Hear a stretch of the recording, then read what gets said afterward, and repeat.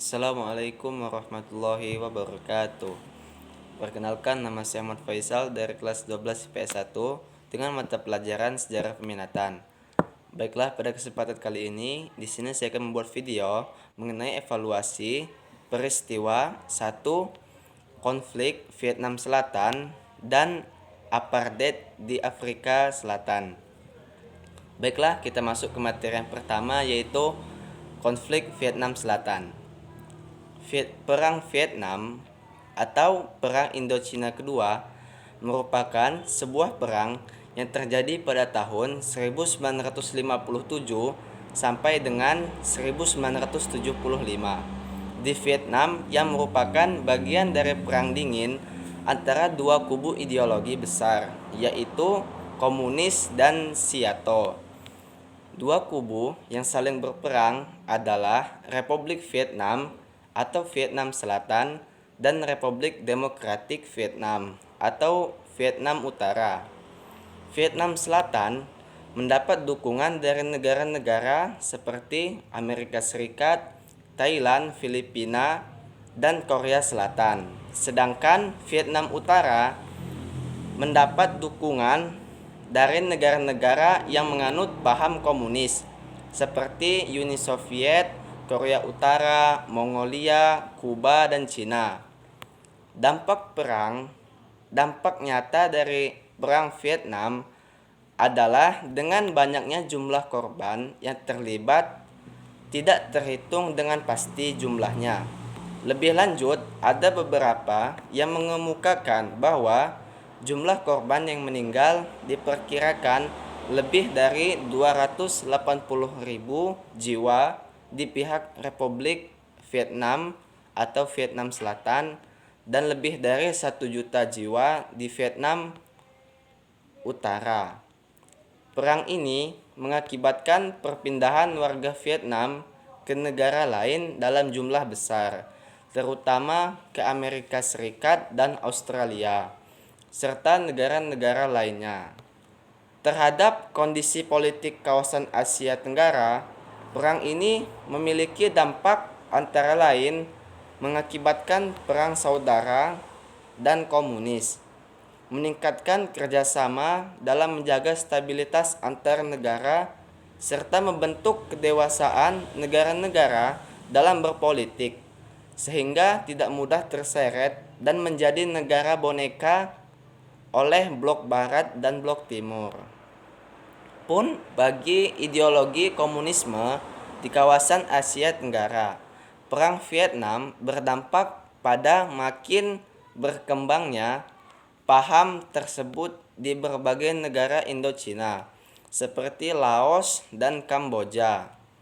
Dalam hal ini, setelah Vietnam jatuh ke tangan komunis, munculnya teori domino yang meyakini bahwa jatuhnya Vietnam akan disusul oleh jatuhnya negara-negara lain ke tangan komunis secara berturut-turut. Setelah berakhirnya Perang Vietnam, Vietnam Selatan dan Vietnam Utara bersatu pada tahun 1976 dan menjadi negara komunis. Yang kedua yaitu materi apartheid di Afrika Selatan. Apartheid adalah kebijakan politik rasial yang diterapkan di Afrika Selatan pada tahun 1948. Dalam sistem apartheid terdapat pemisahan hak dan kewajiban antara ras kulit putih dan ras kulit hitam yang disahkan melalui undang-undang. Akar politik apartheid bermula pada awal abad ke-20 Masehi. Politik pemisahan ras di Afrika Selatan dimulai setelah Perang Boer, ketika Uni Afrika Selatan dibentuk pada tahun 1910 di bawah kendali Inggris. Orang Eropa di Afrika Selatan membentuk struktur dan kebijakan politik rasial baru di negara tersebut. Kebijakan rasial dan diskriminatif dapat terlihat ketika Inggris memberlakukan pembatasan terhadap hak legislatif masyarakat kulit hitam di Afrika Selatan. Lalu perkembangan apartheid. Pada perkembangannya, Partai Nasional Afrika secara resmi memperkenalkan politik apartheid pada 1948.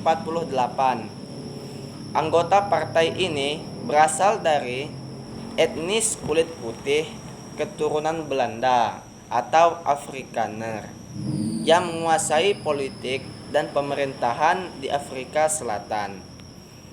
Partai Nasional Afrika berhasil memenangkan pemilu pada tahun 1948 dan mendirikan rezim apartheid. Rezim ini mendeklarasikan Afrika Selatan sebagai negara kulit putih dan kelompok ras lain selain kulit putih tidak memiliki hak-hak politik dan warga negara secara penuh. Dalam buku Afrika pada tahun 2016 karya Darsiti Surotman, rezim apartheid memberlakukan diskriminasi terhadap kaum kulit hitam di Afrika Selatan melalui hukum negara. Dalam hukum tersebut terdapat pembagian ruang hidup antara ras-ras di Afrika Selatan. Golongan kulit putih memperoleh 87% wilayah Afrika Selatan, sedangkan kaum kulit hitam hanya mendapat 13%. Diskriminasi kebijakan juga terjadi di bidang pendidikan, sosial, dan budaya.